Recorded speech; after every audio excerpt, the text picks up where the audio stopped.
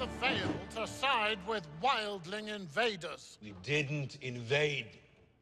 We were invited. Not by me. Free folk, the Northerners and the Knights of the Vale fought bravely, fought together, and we won. My father used to say, we find our true friends on the battlefield. The Boltons are defeated. The war is over. Winter has come. If the maesters are right, it'll be the coldest one in 1,000 years. We should ride home and wait out the coming storms. The war is not over. And I promise you, friend, the true enemy won't wait out the storm. He brings the storm.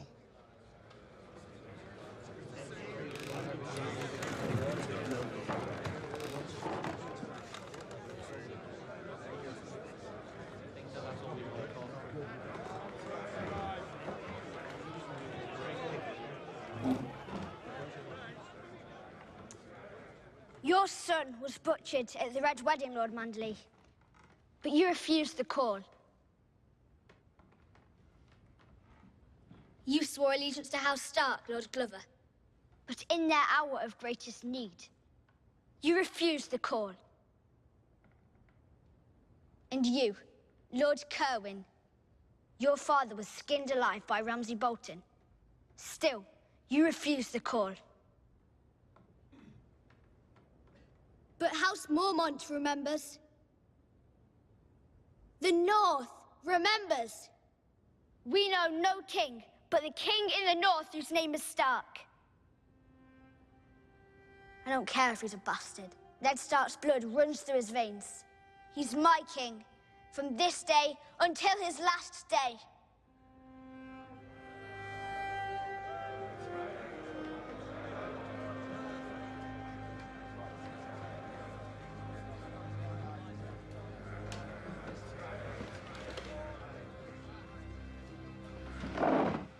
Lady Mormont speaks harshly. And truly.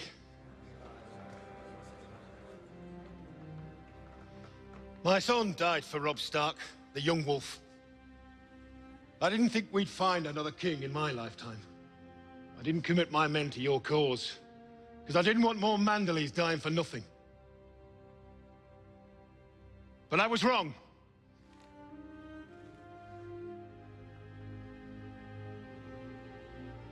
Jon Snow avenged the Red Wedding. He is the White Wolf, the king in the North.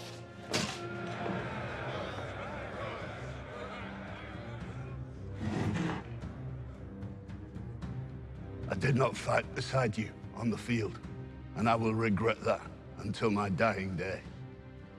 A man can only admit when he was wrong and ask forgiveness. There's nothing to forgive, my lord. There will be more fights to come. House Glover will stand behind House Stark, as we have for 1,000 years. And I will stand behind Jon Snow.